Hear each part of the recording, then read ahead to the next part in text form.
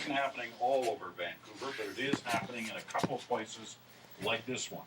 Our Ian Henemansing is standing by not far from that very spot, in fact, just a few hundred meters. Ian, what can you tell us? Well, Peter, you'll remember this as I do very well. 17 years and 1 day ago was the aftermath to Game 7 of the 1994 Stanley Cup Final. We had a riot that night on Robson Street. So far tonight, this is Georgia Street. You saw some live pictures a moment ago, and we're going to show you what's happening there live now. For people who know Vancouver, this is the corner where the CBC is, also the public library and the post office, and you can see the fire burning. This is at least the second fire that has been burning in the hour since the game ended, and you can now see the crowd leaving. About a half an hour ago, the police announced on loud hailers that if anyone was still here in 10 minutes' time, that deadline is a gathering point for people during these playoffs, much like Robson and Thurlow was back in 1994. But I'll bet you that if you went 10 blocks in any of these directions, the streets would probably be quite quiet and quite different. But this is the epicenter right now for the crowds. It was during the games, and it is now in the middle of this post-game. I don't know if you saw that, but there's a barricade behind us, and all... Okay. That sounded like an explosion of some sort. Yeah, it was an explosion of some sort, and it probably was where that fire is right now. And I'll tell you, I know you have to go for now, but the amazing thing is the number of people who just stay there, take pictures, treat it a festive event. Believe me, this is not a festive event. All right. All right, we'll leave it at that, and we'll get back to you. The crowd's starting to...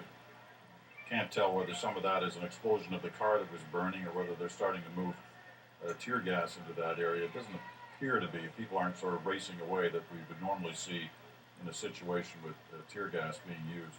But nevertheless, Ian is watching that for us. No, I don't think so either. Ian's watching for it, and we will continue to monitor it with Ian. But as Ian mentioned, you know, that's... Alleys. But yeah, police appear to have released tear gas here to clear the crowd. Where that was where they were jumping on cars and smashing cars here. So...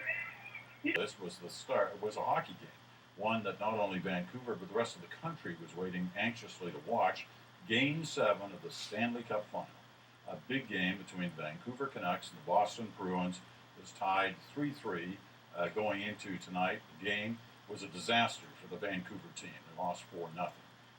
They were never really in the game, a little bit at the beginning, but they fell behind early and it kept going in that way. So the hockey game ended, and within minutes, the first car was pushed over, and then shortly after that, it was set on fire.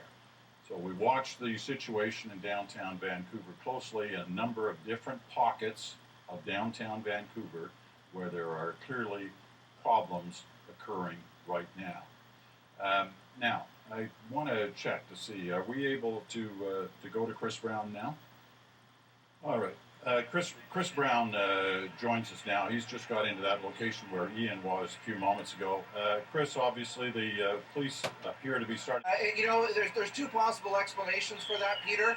One, it could be what's left of the car's gas tank going, but they could also be some kind of concussion devices. I want to say concussion grenades, but I don't know that for sure, but that certainly is what it sounds like. We've heard so many of them tonight that it would seem to be something more random or more deliberate, I should say, than a car gas tank exploding.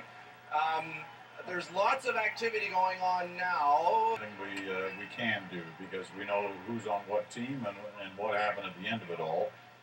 We'll continue to monitor that situation area just a few blocks from the arena where that cup hoisting was taking place. The Vancouver police continue to move down along Georgia Street there, and the crowd is kind of shifting away. It's certainly much smaller than it was even 20 minutes ago, but some of them are clearly still there across from police, and we'll continue to monitor that. As you can see, the lights changing in Vancouver as darkness approaches, and one assumes that that is a situation that the police do, a situation where there are problems at night.